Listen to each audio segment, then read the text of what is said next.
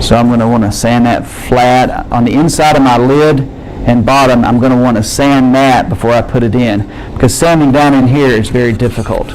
So I'm going to want to go ahead and take that to 220 if I can.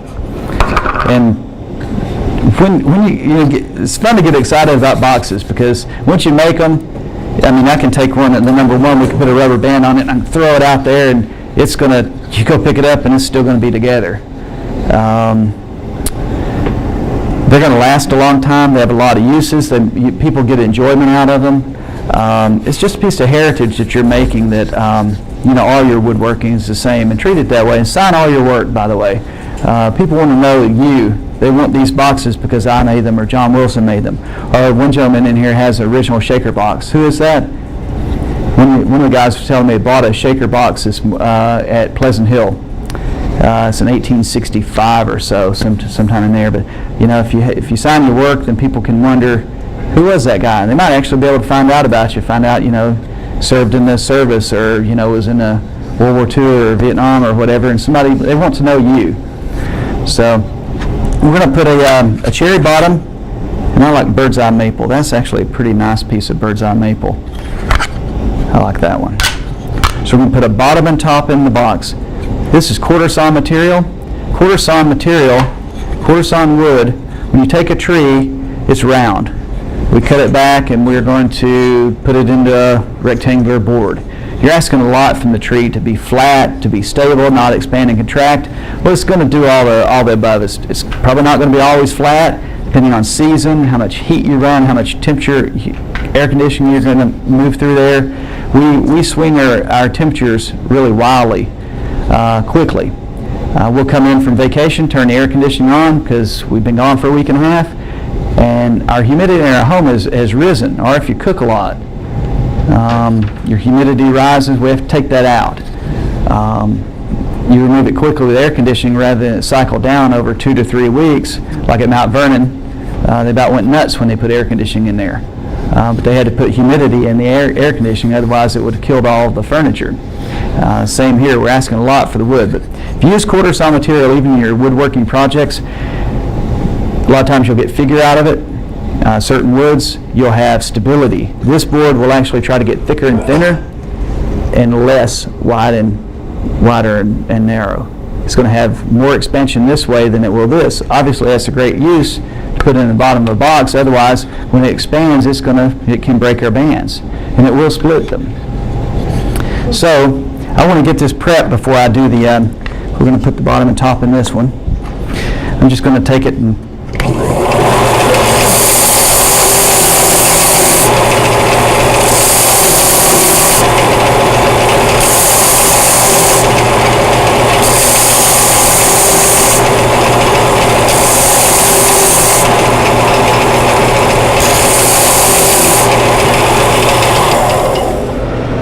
that's 120 on here. It's actually it's probably 80 on here. I'm just going to quickly take the inside, and I'll note which is the inside and outside. This is going to be the bottom band, bottom of the box.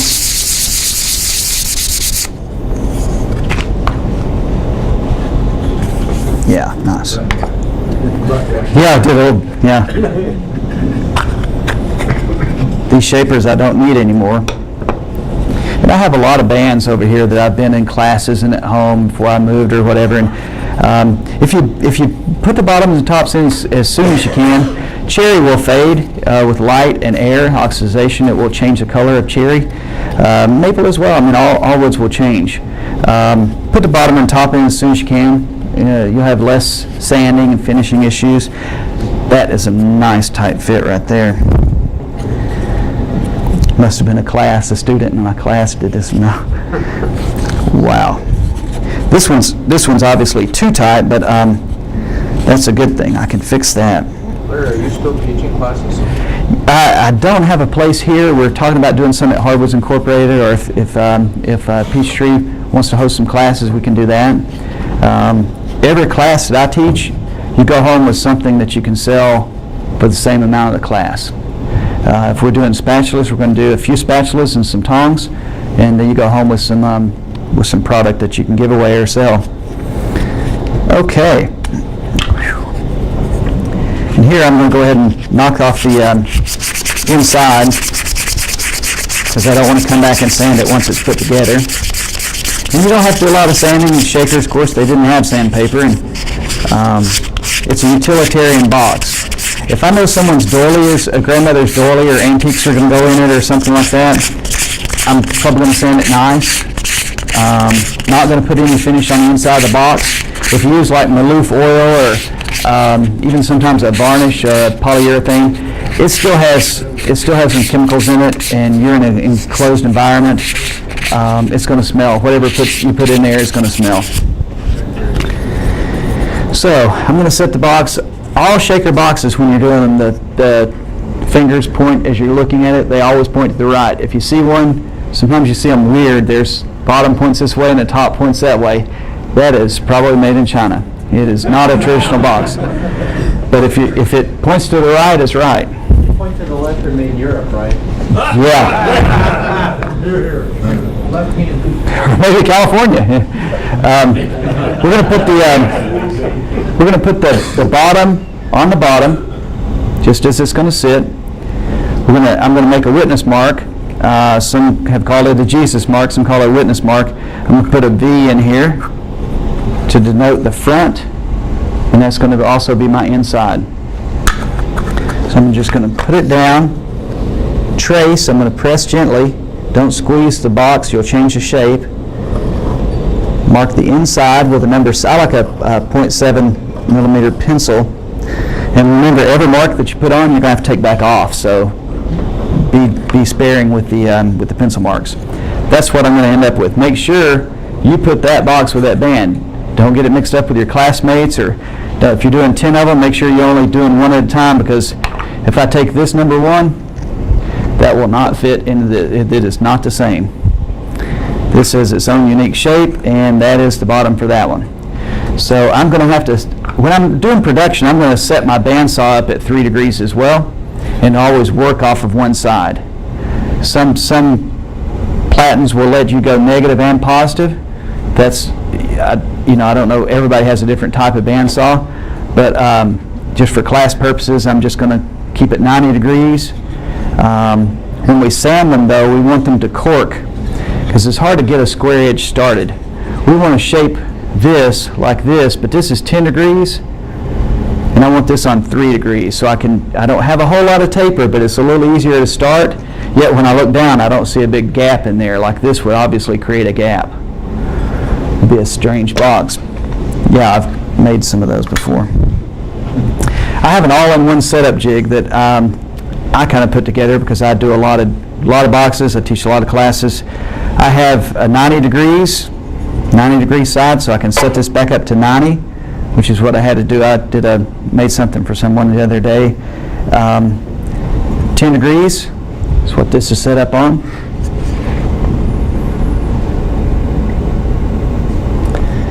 And then the 3 degrees,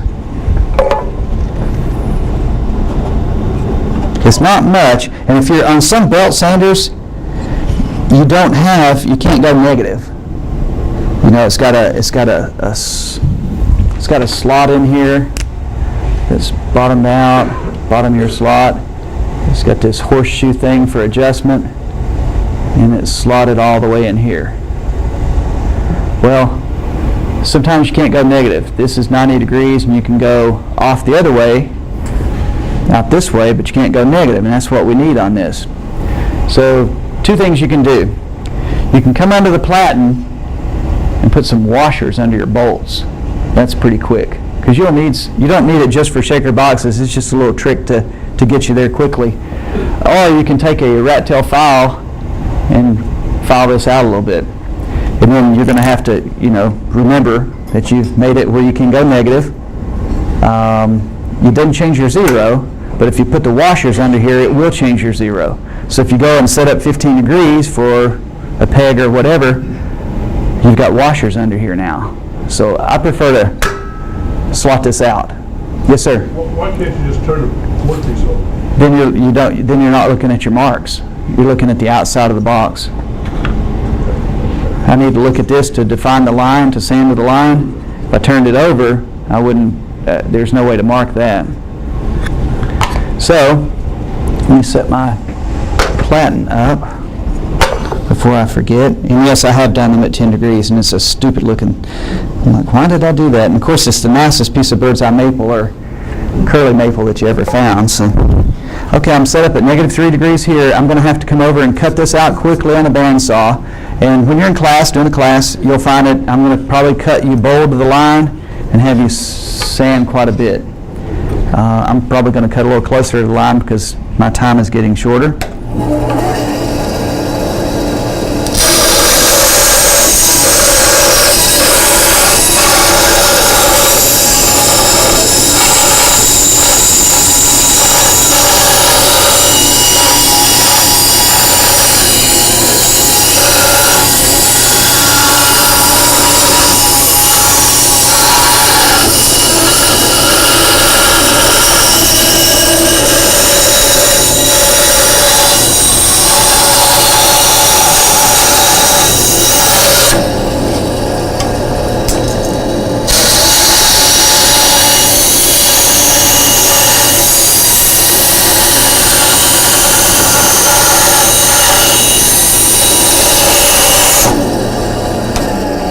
Like I say, if you set your bandsaw up to 3 degrees, it saves you just a little bit of sanding, especially the thicker bottoms. Okay, I've got it. Obviously, this is not going to fit in here, so I've got to sand it. And the difference between sanding to the, you don't sand to the line, you sand to the fit. You can still see a line sometimes and it'll fall right through, so you just have to check and make sure you're getting to the line. If you find that you've got a bump somewhere, I've got a bump in this box right here where the lap is. I'm going to try to remove that. I don't want to have a bump in the bottom if I can help it. Double check my, yep, we're still cooking.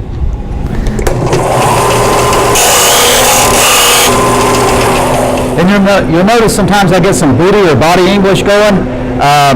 It's just more accurate to move your body most of the time rather than your hand. It's a little quicker. I can just come into it like that rather than doing this.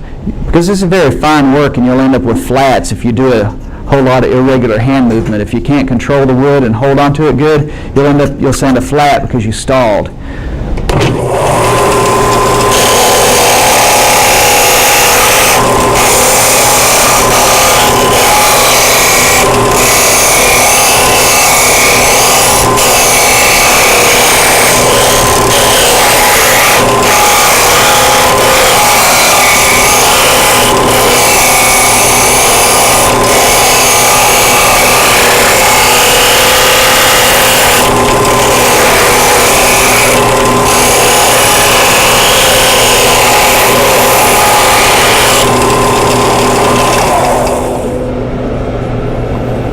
My witness mark is still on here.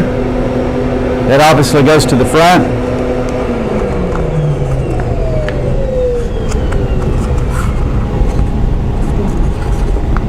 Very close, yeah. Make it just a little bit loose because we have had very little rain in the past, really 3-4 weeks. We had one session, very dry conditions. The wood's very dry. I'm going to allow a little bit of, I don't want it to be snug real tight today. I mean, it's tight. Now I'll pass this around. Actually, I won't pass this around. I'm going to go ahead and bottom and top it because I'm getting short here.